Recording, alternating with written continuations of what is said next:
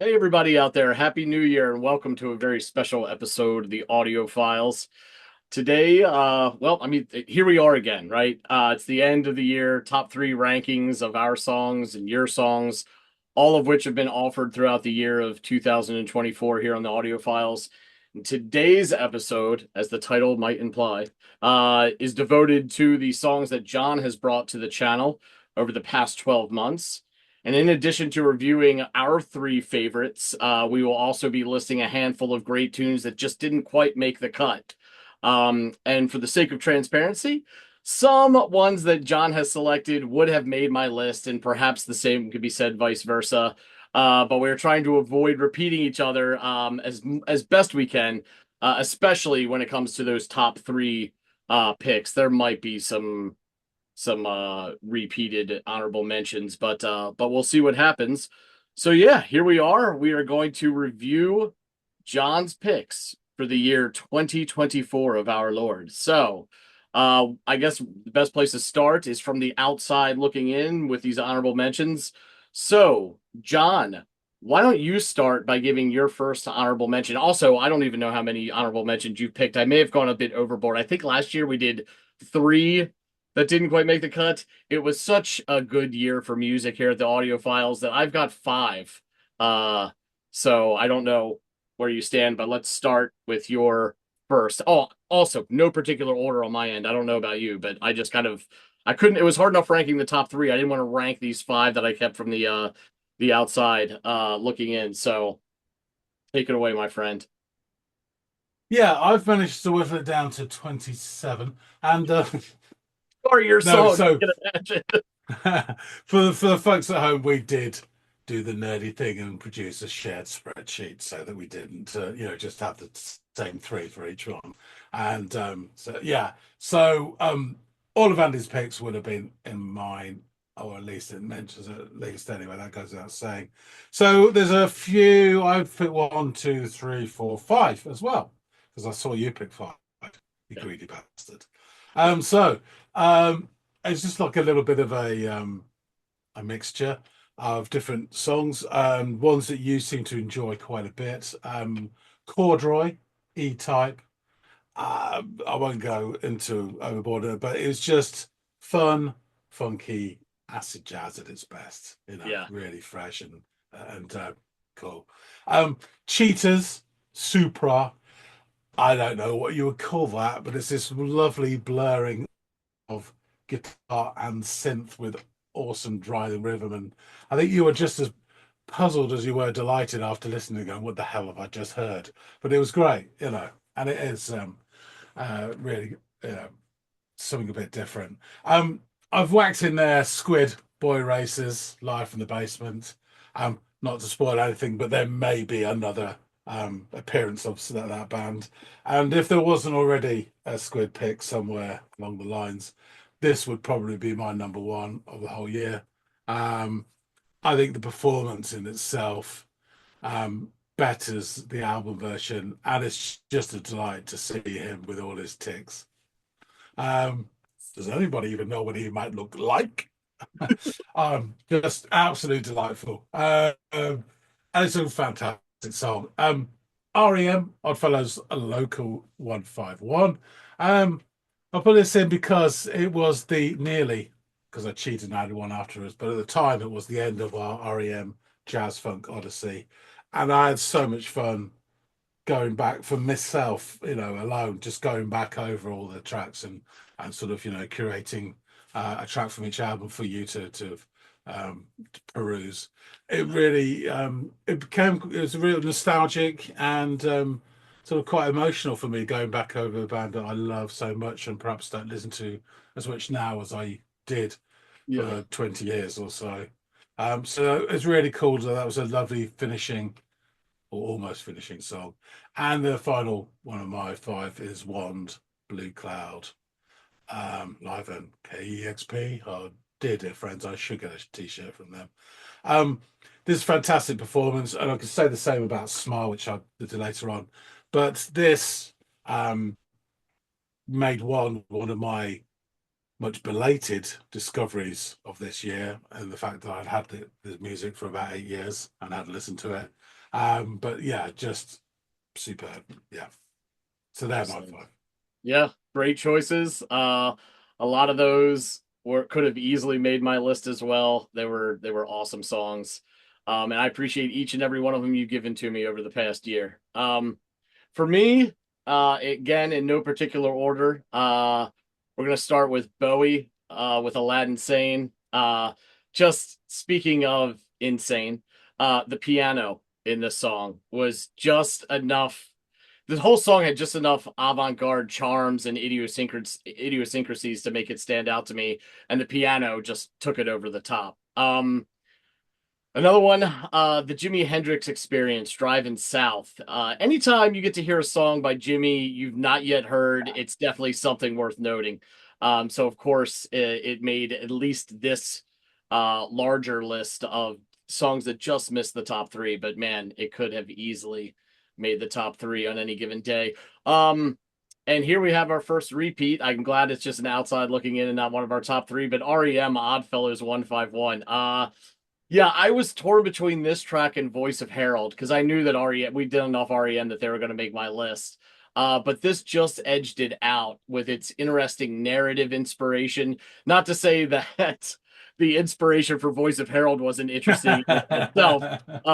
I think I just related more with the Oddfellows, narrative. It had this thick bass work and at times chugging and crashing guitar sounds, a little bit of a darker sound for REM than we had Yeah. heard on some of the previous tracks, and that really resonated with me.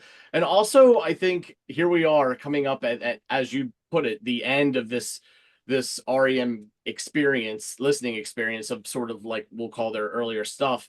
And this is really to me, I don't know if it's a happy accident or proof that Stipe's voice grew with confidence and clarity as the band progressed. So here we are just getting into this territory where Stipe has got full confidence in his voice, which is interesting because when he does, it has a wavering lack of confidence to it, but it's clear and you hear it. There's this always this interesting vulnerable waviness, Yeah. shakiness to Stipe's voice, and to me it really shined on this track. And it was just good to see his burgeoning confidence on display. Next track, Plan B, She Said. Loved this song, the live performance, the beautiful setting there in France. Loved the Yeah. jazzy R&B vibes to this. Again, the beautiful scenery and then that rap flow that kind of caught me off guard. But when it did, I knew exactly what it was because you had used it as one of your intros not much before we had, covered the song on the channel. So it just stuck out to me and it was fun to make that connection and to hear what inspired you to do that through the actual song, which was a wonderful, great song. It was really cool and interesting learning about the guy himself as well. So yeah, I really enjoyed that track. And finally, Super Furry Animals with Atomic Lust. Some stellar psychedelia with beautiful piano and string work. And as the song progressed, we got this sonic explosion of electric guitar, pounding keys, and sometimes thunderous drums, though when they were at their most subdued, they had this really Ringo-esque quality to them, which felt like home to me listening to. So I guess to paraphrase one of the great and grateful bands of psychedelia, what a long, strange trip it was listening to that. And, it's a good way to describe 2024 here on the Audiophiles. So there we are. Those are collective songs that didn't quite make the cut, but definitely worth an honorable mention. John, let's dig into our top three and start from three and work our way to one. And you will start, sir.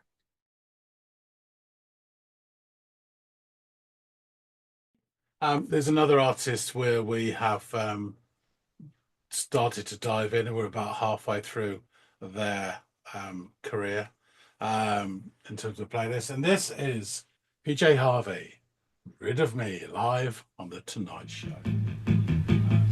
Tie yourself to me. No one else, no, you're not rid of me. You're not rid of me. you have this like young, undeniably beautiful woman up here, and there are all these things that are like counterintuitive to each other that I'm witnessing. Like she's up here in a form-fitting gold like cocktail dress, spaghetti straps, hair back, and she's rocking out on this black and white Telecaster, and she's alone. It's just her, and it's like this balance between supermodel and rock star. And there's this kind of mystique about her, and there's also, and maybe that's because there's also this like super like kind of feminine strength to her, just standing up there alone, dressed like this, with all the eyes of America on her and this audience. And that's like, I don't know. I just think it's super brave and super intriguing, and only further adds to the mystique of PJ Harvey. So yeah, let's proceed. Night and day, I breathe. You're not rid of me. I like that. No, you're not rid of me. No, you're not rid of me. No, you're not rid of me. I beg you, my darling, don't leave me. I'm hurting. Lick my legs and I'm on fire. Lick my legs and I'm outside your legs. I chose this for a number of reasons. One, this is an iconic performance that really announced PJ as a true solo artist.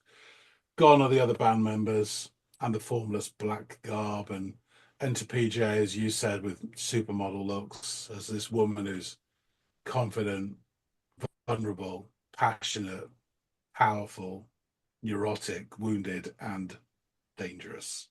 And this is also the beginning of your barely concealed crush on Polly Jean. Absolutely mesmerizing, totally real.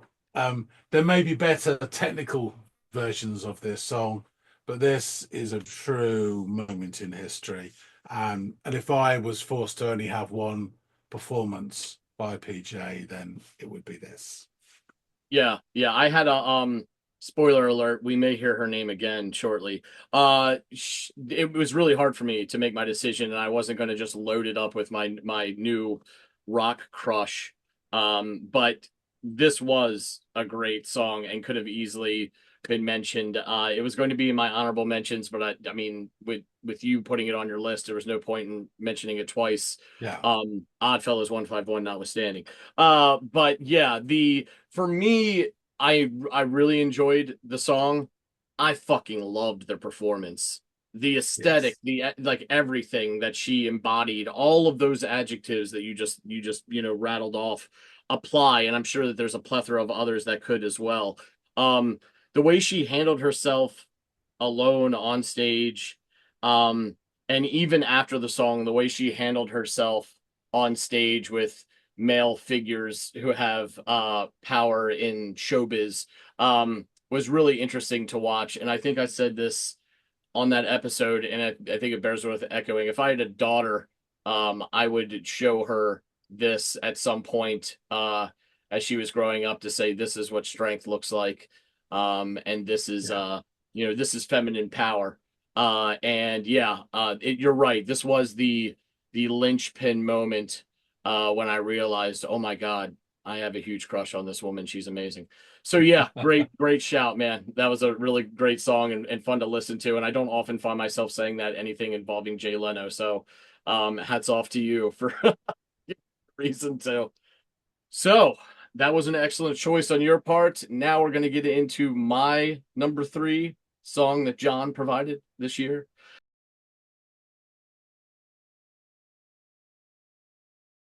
And that is, and you heard this band a moment ago, Squid, with GSK. Or as I like to call it, GlaxoSmithKline, because that's just the first place my brain goes every time I hear that. Yeah, no big surprise that this song by Squid would have made any of our cuts. So let's have a glimpse into some of my reaction into that one before I discuss a little bit further.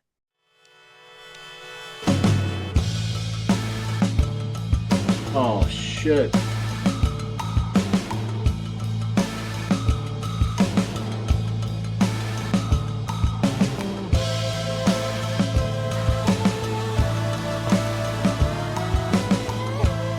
I'm already fucking loving this. It's just weird enough for me. All these cool auxiliary percussions and this weird spoken word delivery intro by the drummer, and then we kick off into whatever the fuck this is. But I can tell you the one thing that I know it is really good. Also, it's really intriguing, and like I said, I love this, and I can't wait to see where we go from here.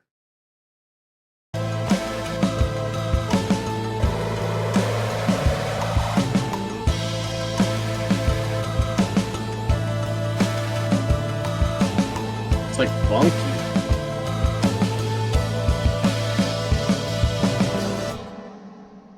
Is it a flugelhorn he picked up? Bright neon lights on the hillside, mosquito nets. They cover the buildings on concrete island. I wave at the businessmen This is on fucking great. concrete island. Well, I hope my dinner is warm on concrete island. I wave at the businessmen on concrete island. Well, I've been here for too long. All right, so clearly I enjoyed it, as you could tell by some of that footage there. So, I mean, first of all, man, it's a live performance hosted by The Basement. So it's already using kind of a cheat code, as like, KEXP is want to do, Audio Tree, all of these, platforms and studios that allow for these great, intimate, super clear, well-produced live performances is just, it's always going to resonate to some degree. And this, as we've shown with, I think we've done Squid, we did the Shins, I think, from The Basement as Yeah. well. The Basement just provides such a great atmosphere for live music. So the way the music kind of evolved in this song caught me so off guard on that first listen. It has this sparse, kind of ominous beginning, and then it evolves into this quirky, percussion-driven groove that was so captivating. And this evolution in style is not only exclusive to the music, but as the singer goes from this almost detached, disassociated delivery in the beginning to this maniacal shouting singing, as you illustrated earlier when you were talking about the other track, it's just, you know, charming in the oddest way to watch them perform. The song is filled with these interesting ups and downs, with odd and manic bursts of resonant, smooth, broad strokes of music. And also we have to acknowledge that the instrumentation and the instrumentalists in this band, like, they're both, all facets of this musically was so interesting. It was great to see them wearing all these different hats as they went through the song and tap into different instruments and sounds as it unfolded. Their ability to tinker and toy with so many sounds without sacrificing an iota of consistency, especially in a live setting, is really, really impressive. And it only further made like that much more admirable because we got to see it all unfold right before our eyes. It was an absolute treat of a song, and the end performance, and it opened my eyes to a new-ish band that I have since revisited several times, and I'm sure will continue to do so into 2025 and onward. So, great shout, that song. Yeah, just to sort of add my little bit into it, I picked this song. I think I just picked it because it was a one from The Basement, really. It's not my favorite song off the album actually, but it's just a great performance, and I thought it was a good introduction.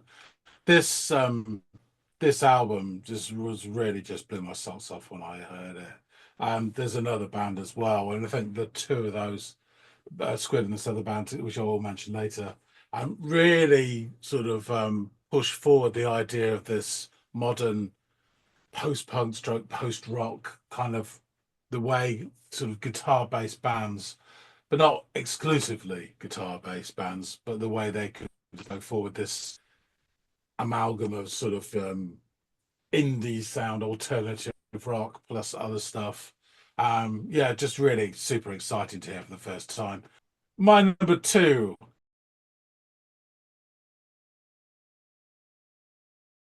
So my number two is Billy Cobham, Stratus.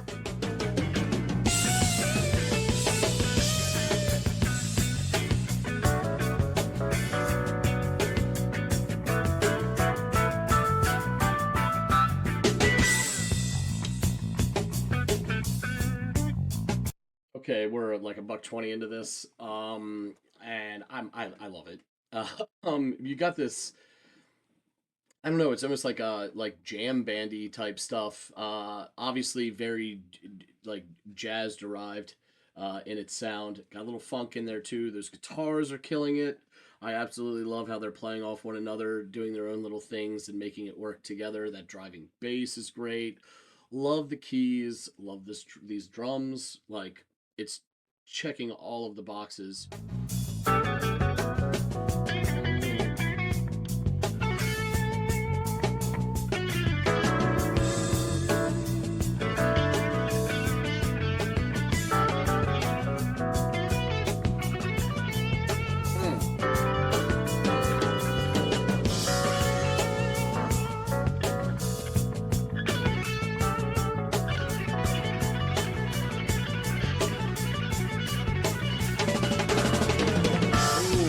Those drums.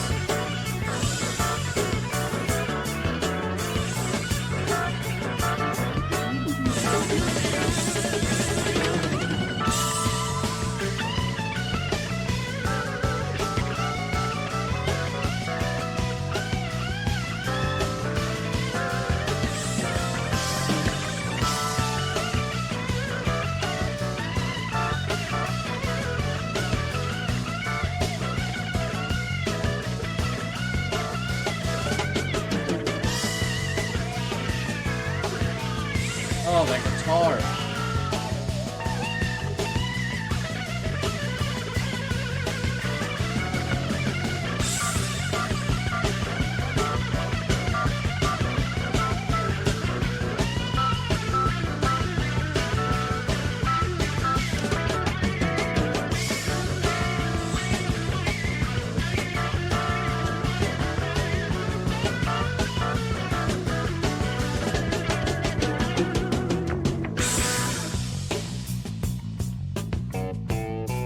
Oh, that was so goddamn good. I'm not gonna take it back, but my God, that guitar was so good. Um, it was just like all over the place. I'm getting like Steve Vai vibes from the guitar playing, but there's this like weird acid jazzy shit that's happening in the background. Sort of like the rhythm section of it all. God damn, it's so good and interesting. Um, but man, that shit was good. That bass, that rolling bass underneath of it, and it started to go up on the neck a little bit. Oh my God, that sounds so good.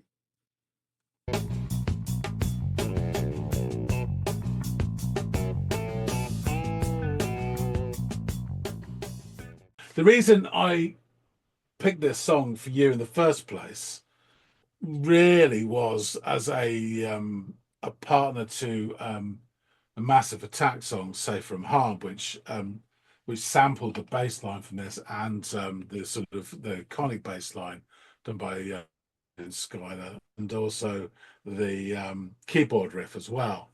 That do do do do do do do, and he does the odd "I was looking back to see if you were looking back at me to see me looking back at you," all that. Anyway, not that song, but that's the reason why I picked it. But when you mix in probably, arguably the greatest jazz fusion drummer of all time, and great, bass player, and this savant guitarist in Tragic, Tommy Berlin, who melted everybody's face playing it live, having just like made up the guitar part 15 minutes beforehand and in one take.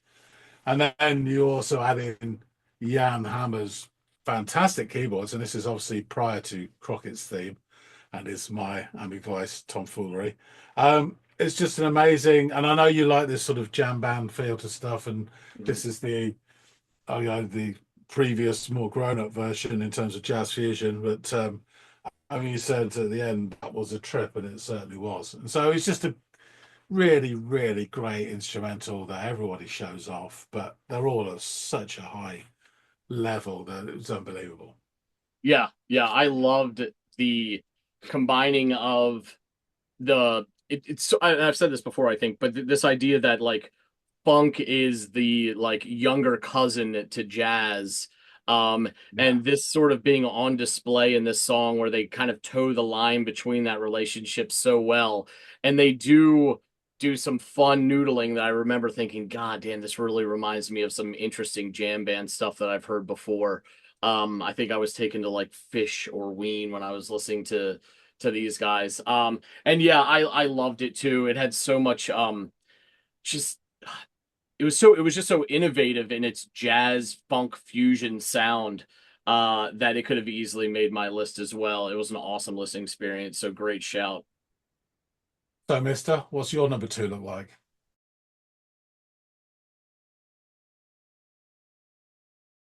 It's healthy, thank you for asking. Um no, my number two is actually beautiful. If you want to know the truth of the matter, because as you alluded to earlier, just leave it sit, John. Because as you mentioned earlier, this person's name would come up again, and here we are. But this time it's in this really interesting duet setting, if you will, where we have PJ Harvey featuring Tom York and the song The Mess We're In. This was a treat. Let's have a look at my reaction to hearing the song. You met me, I think it's Wednesday, the evening, the mess we're in, and The city sunset over me. The city sunset over me. night and day, I dream of making love to you now, baby. Love making on screen, impossible dream. And I have seen the sunrise over the river, the freeway, reminding of this mess we're in. And Okay, I love this. This sounds so goddamn good, and I'm a sucker for Tom York's vocals anyway. And this sort of narrative that he, for the most part, but they are describing, sounds like one of infidelity. They're together in the evening. They allude to the mess we're in. Then in the next verse, they are together in the morning. Sounds like. Um, and again, an allusion to the mess we're in. Interesting.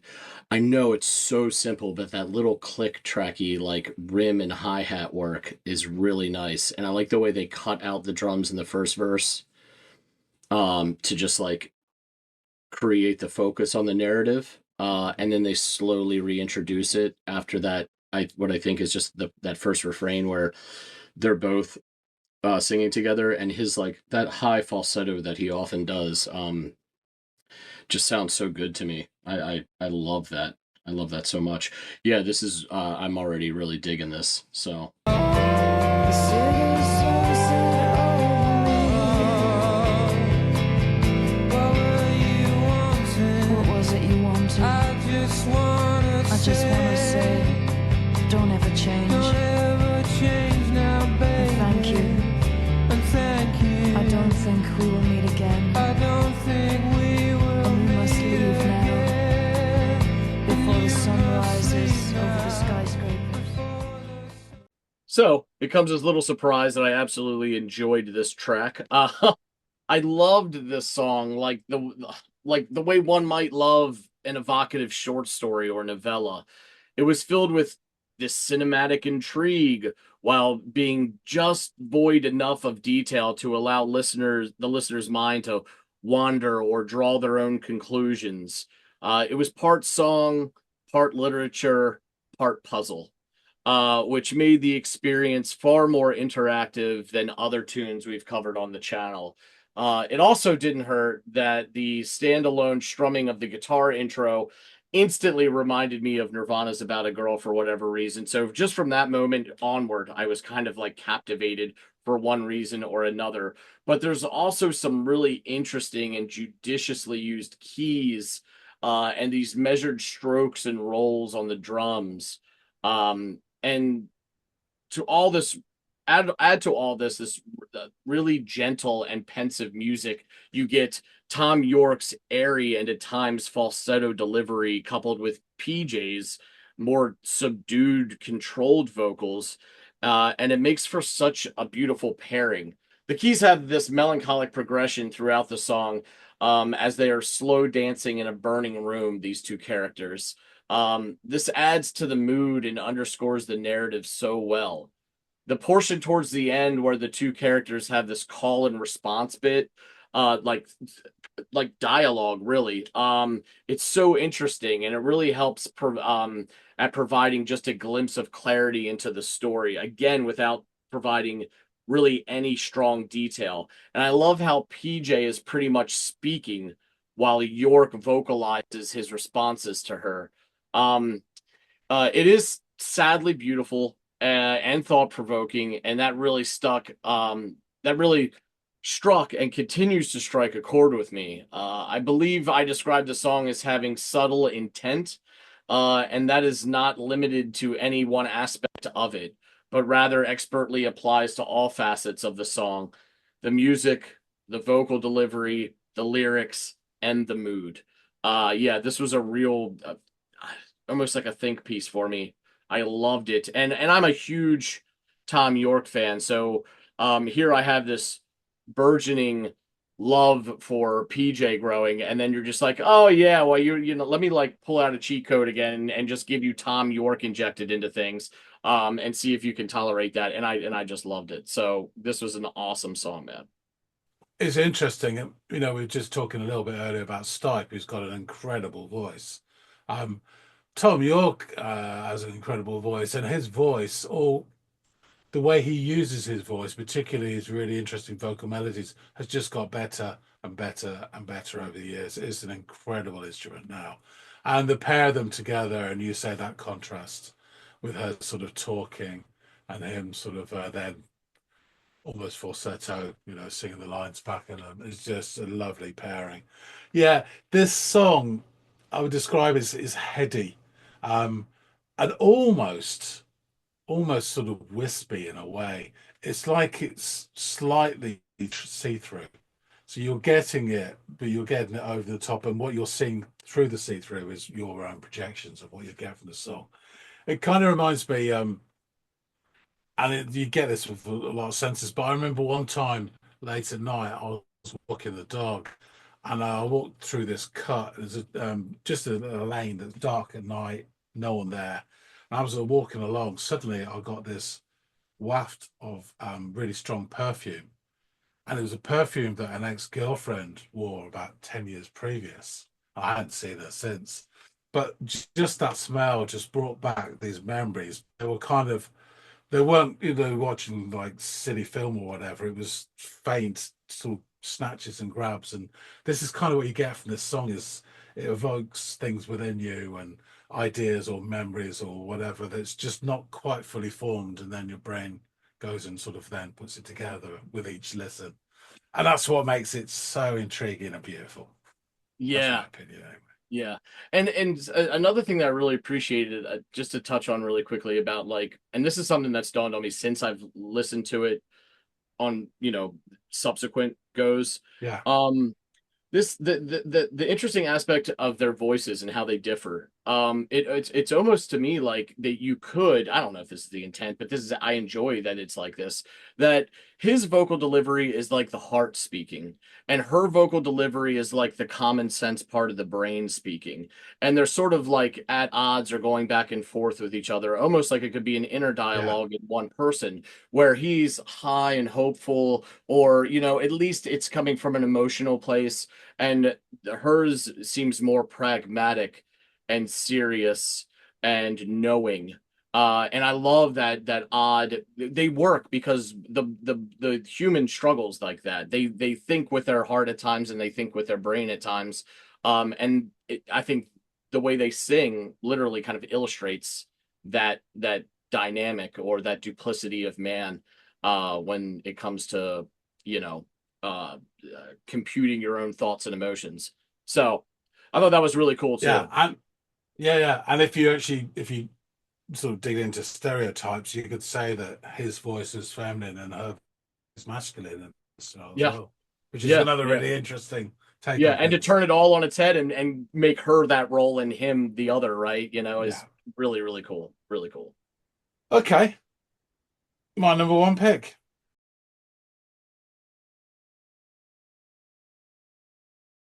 Um, this was easy peasy lemon squeezy for me. It is Black Country New Road and Sunglasses.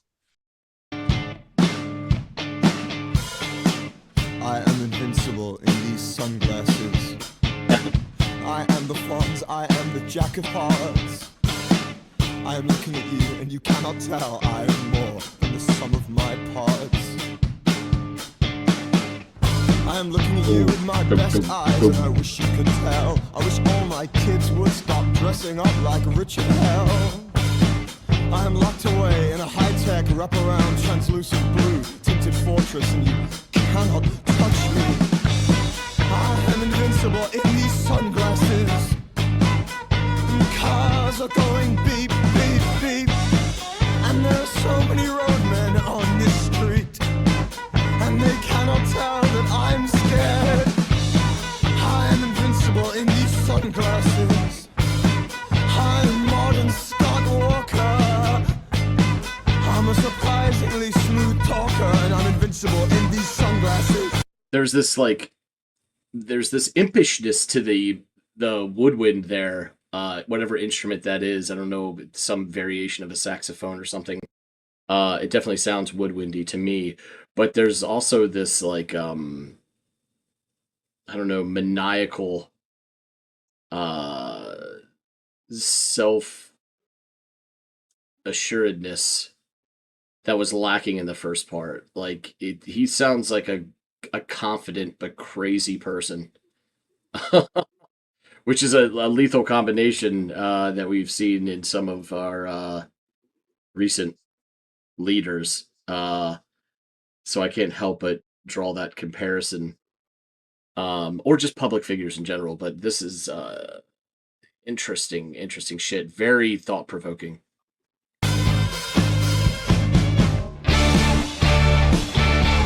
Oh.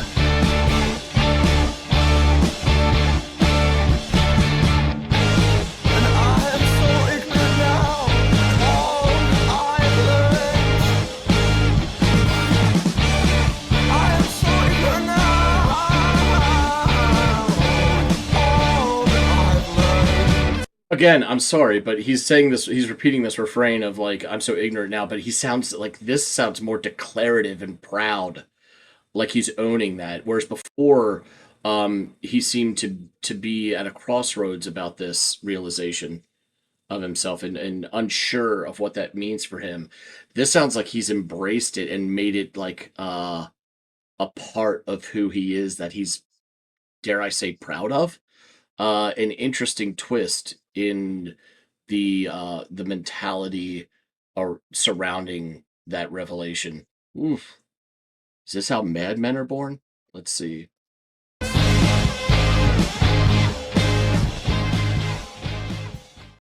I would say this is a masterpiece. And what I was saying earlier on is, again, first time I heard this, I thought it was a really, truly exciting vision of what modern post-punk stroke, post-rock, post whatever you want to fucking call it. This is what it could sound like. And they did go off in a slightly different direction, but it was just outstanding to listen to this whole album, to be honest with you. That one there. This track in particular, though, is the one that's grabs you the most straight away. There's others that are even more impressive, but they're probably a bit more opaque. I mean, you did say at the end this is one of the most thought-provoking tracks that I offered up, and how it sort of morphed the way you described it from this beautiful and vulnerable part and into this sort of the midsection, or which is this rant, where he gets his sunglasses and he is invulnerable. And there's one bit where you say, "Is this how madmen are born?" which I thought I really liked. And I would say as well, during the rant part, we are treated to some of my favorite lyrics of the whole year, and I will just indulge me for a second. You may remember some of these. I'm invincible in these sunglasses. I'm the Fonz. I'm the Jack of Hearts. And then goes on. I wish all my kids would stop dressing up like Richard Hell, which I think is just brilliant line. I'm invincible in these sunglasses. I am modern Scott Walker. And then, of course, he then ramps it even higher. And I'm more than adequate. Leave Kanye out of this, which is probably my favorite line of the whole year. I'm more than adequate. Leave my daddy's job out of this. Leave yours sertraline in the cabinet and burn what's left of all the cards you kept. I mean, just absolutely amazing. And then he goes on about she sells, chemtrails and all that. But yeah, I just think this is a almost fully formed breakdown of a person and a character, just seeing something else evolving actually through that breakdown. It's incredible psychodrama, stroke melodrama, stroke drama, and really, really interesting musically as well. That sort of takes elements from all different sorts of things with this huge drive, huge sound as well. And the whole thing just has so much character. I mean, it may be a character you wish you hadn't bumped into, but you're not going to forget this character. So yeah, that's my number one thing. Yeah. So yeah, I definitely had a devil of a time listening to this track. It would have made my list if I didn't see that it was already on yours. And honestly, perhaps that's a disservice, and we should have bent the rules a little bit, because this was and really came on strong, especially the second half of the year, of giving me these really thought-provoking, interesting narratives. These songs had all these lyrics that were like stories in and of themselves that could stand alone as really interesting pieces to just read. But yeah, I remember getting about halfway through this, and the first half I'm thinking this is just like recollections of his youth or something like that. And then all of a sudden we're in full-blown like DC supervillain origin story, and how the mind can break. Because I mean, I was listening to it, I'm thinking this is guy's like half the Riddler, half the Joker, and how like his mind just breaks, and you bear witness to it to the point where it like manifests in just the declaration that precedes the line that you love so much about the Kanye, but the declaration of just I am more than adequate, and the like how emphatic he is when he says that. Like it's like it borders on like it stricks away, it goes away from self-affirmation into like delusion, and it's just really eerie, and I don't know, man, it gives you It's chills almost when you think. it's almost incel, isn't it?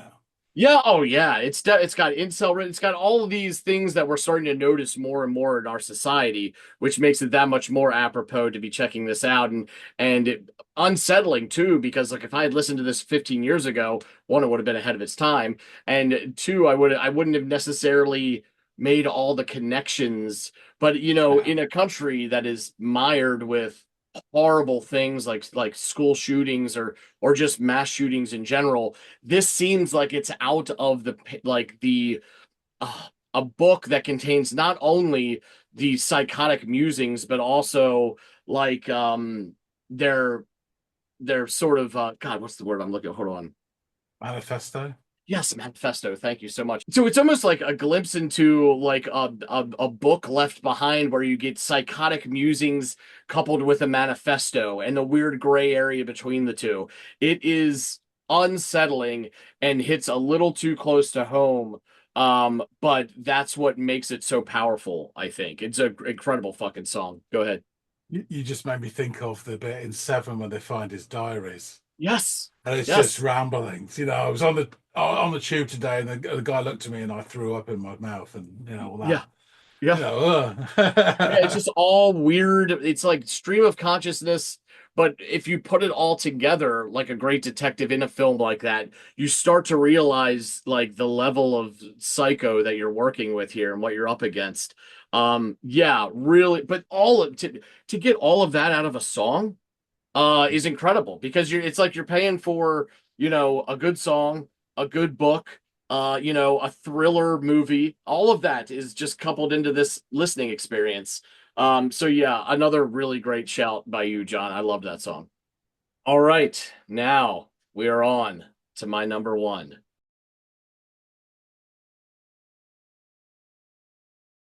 In some ways, this was tough, but in other ways, it was kind of a no-brainer for me.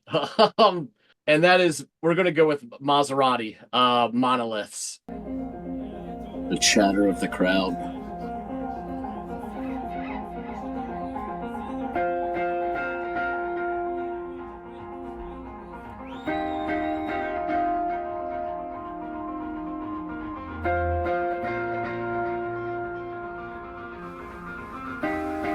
Wow, these guitars sound great together.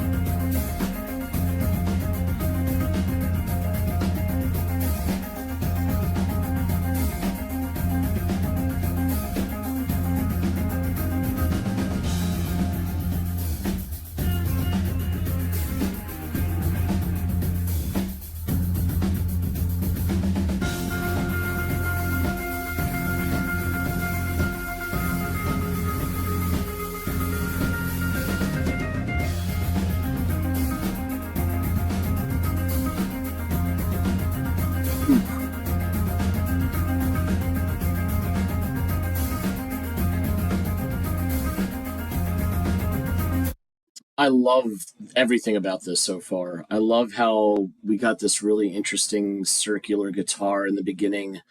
Well, in the very beginning, we have this, it's kind of clipped and kind of turns into this circular sort of guitar noodling.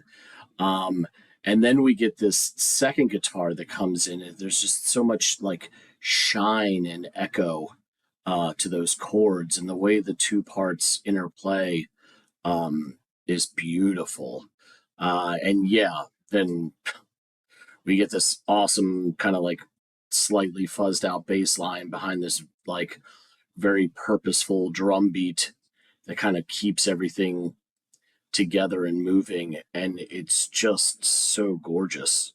Like everything that's happening thus far has been great, even something as simple and organic, frankly, as sort of like the live sort of chatter in the background from the crowd. I don't know, kind of gives it this like, I don't know, like a charm to it, like in another dimension. um that I also found enjoyable. So everything thus far has been really, really beautiful.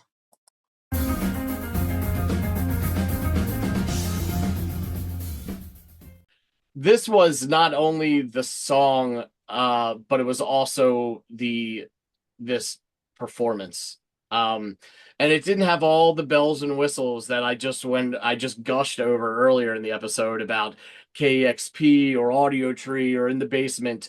This is something completely different. And it's almost like you're watching a memory, because while I didn't know this song, I have so many experiences in my life of these kind of like basement shows, in seedy clubs that only hold 50 people or whatever, and it's nuts to butts in there, but you're getting this amazing live performance.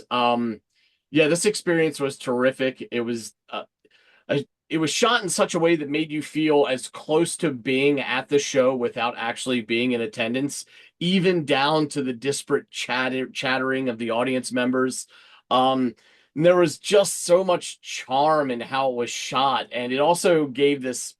like this really intimate feeling, like being one of the select few who got to witness this really special musical moment. The guitars throughout the whole number were just so engaging and hypnotic. Uh, and they both have this haunting, ethereal clarity to them. And the rhythmic textures provided by the bass and the drums give the song like this effortless movement and life. And I can't emphasize enough just how beautiful I find this song.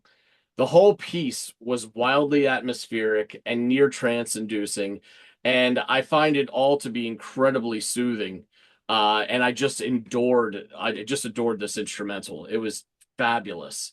And I think it's also worth shouting out that as I came to find out in a really interesting post song listen discussion with you, one of the more interesting ones that I've had, mostly because like there was just some really interesting shit that you shared with me, but also like this odd revelation or moment of like how did I miss this? How did these guys not, because this was like came out like in my wheelhouse of listening to like peak searching for great indie rock stuff.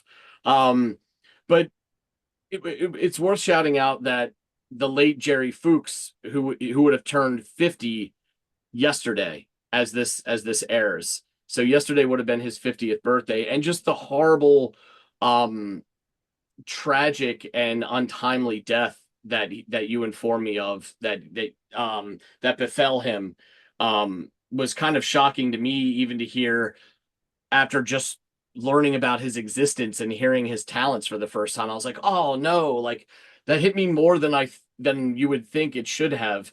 And it most of that boils down to how much I loved the song and the experience of listening to this. So to just hear that right after that was a real gut punch. Um, and also to hear the kind of like man that he was. Like he died at an event trying to like raise money for Yeah, underprivileged kids in, what was it, India or something like that. Like that's yeah, what an amazing human being, and to go out like that just seems like wholly unfair. Um but and it also makes it that much more poignant because so much of that really intimate viewing experience that I gushed about was centered kind of like on him, just kind of doing his thing, holding on to like playing those really great lush rhythmic drums, and it was just yeah, that would just hit me harder than I thought it would. So yeah, it was just a beautiful song. I'm finding more and more that there's nothing wrong with an instrumental. I do love to dig into the lyrics and dissect the meaning, and how open they are to interpretation and all of this stuff. It's really fun to do that. And I think it's a great part of music. But sometimes the music can just stand alone and stand strong. And this is a shining example of that. So yeah, this was I you know what, man, you ask me any given day in 2025 to re-rank these, and who knows what this list looks like, to be completely honest with everybody out there. But this one will always stick with me to some degree. And for that I'm thankful, John. So I appreciate you offering this up to me, buddy. yeah. Cool. I got it here. Let me just get out on the vinyl. Um, I'd had this song for donkey's years, and I remember playing it to one of our Jolly Boys get together, and I don't know, there's only about six of us, they come over, cook some food, we drink, listen to music, talk shit for like 8 hours. And three of them got it, three of them didn't. And I was like, fair, that's a good ratio in my book, Yeah. sort of thing. But yeah, so the people who got it just went off on one. You can see them staring off into the distance as they listen to this song. And when I stumbled across this video, I was really so happy to find it because it's this rare case of footage shot by the venue, it turned out, where the quality is brilliant, really. And so it was at the Milestone Club's 40th anniversary show in Charlotte, North Carolina, Yeah. NC, North Yep. Carolina, yeah. And as you say, the way they positioned it, and it's obviously one single shot from one camera, just pivoting. But because of that nature, as you said, the wonderful Jerry Fuchs is front and center the whole time. And what's great about this is his character really shines through. And it's a real fitting tribute to him. And that last shot, as you said, oh, well, goodbye rhythm section, and he's just grinning, and then he gets up and walks out, and the very sort of stoic bass player follows him like Yeah. you've got no choice. And it's just weeks before his tragic ending, which in a way is just the way if he died as well. It's like universe's banana skin. It's a real asinine way to go, and really, really tragic. But yeah, so this is why I was so happy to find this, and I thought this would be brilliant, and that's what actually convinced me to give this to you was the footage. Um, and then having said all that, the sort of crystalline construction of the music is awesome as well, and just takes you off in different ways. And yeah, that's the thing with instrumentals when they're really good. So old phrase about radio. They say on radio, radio's great because we listen to radio, the pictures are better. Because it's your own pictures in your head rather than what's been put on television. And I guess that's the same with really good instrumentals as well. The narrative or the imagery that you conjure up is totally out of your emotional response to that music, which is going to be different for each person. So Yeah. yeah, I'm really, really fond of really, when they're good instrumentals. Um, Hence my love of TV theme tunes. But anyway, um, Rockford Files, Hawaii Five O. Oh, I could go on. But yeah, so yeah, this is a great pick. It would have been in my top three. Anyway, it's a great song. Yeah, it was a real revelation for me listening to this song. And then the like I mentioned earlier, the subsequent discussion thereof was Yeah. was really interesting too. So yeah, man, this was another great year for music, another stellar round of suggestions by you to me that I enjoyed all of. It's just to what degree is really what it boils down to. And these Cool. like this Sophie's choice that I have at the end of every year is getting harder and harder because like the songs are getting, I don't know what it is, but maybe my mind's becoming more open to it or whatever it is. But you would think you'd blow your load the first year and get all the really good stuff, but no, it just continues to, you listen to this and it kind of makes you look at that a different way. And it's just been a really enjoyable experience going through and listening to these songs that I've never heard before. Each one a delight, man. Yeah, I would say this is one of the benefits of this channel, which started obviously before with Greg as well, is that one, it's made me re-listen to music I haven't listened to in a while, which I may have loved before, let it slide by. REM case in point to a certain degree. So you then sort of unearth these gems that you'd forgotten about that have got a bit dusty and a bit sort of, um, caked in whatever, and you polish them up and hey presto, there's a great track or not. Um, but also from that and from the music you've given me, again, things open up and then you discover more stuff which you may not have discovered before as well. So Yeah, yeah, the river keeps on flowing. it does. It does. Well, excellent, man. Thank you so much. I look forward to hearing what you have to offer in 2025. But with all that settled, why don't you take it away, John?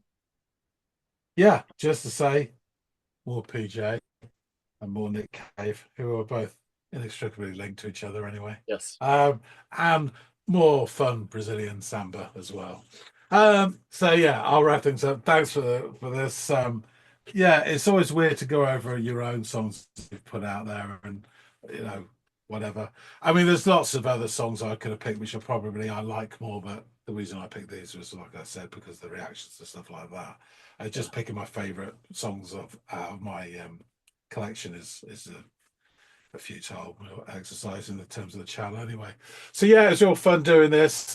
More fun to pick out yours and the viewers, but we'll get to that in subsequent episodes. But yeah, thanks for this, Andy. Folks out there, tell us what you think and which ones have we missed. I know we got absolutely lambasted by a couple of people for missing off television last year in our lists. So so tell us what you think about these ones, and obviously there'll be another episode with Andy songs and another episode with viewers' requests. So you can go and dive into all of those in between your mince pies, and your squabbling with relatives. If you want to take a break, listen to our episodes, and drop some comments, some festive comments. Any particular jokes out Christmas crackers that you found really painful, I would love to hear. So yeah, do drop some comments, and if this convinces you to subscribe, then bully for you. Please do. We appreciate everybody who does pile on top and help support this channel. That being said, thanks again so much for watching. Happy New Year to all of you, and we'll see all of you in the next episode in 2025, the Audiophiles. Happy New Year's, guys.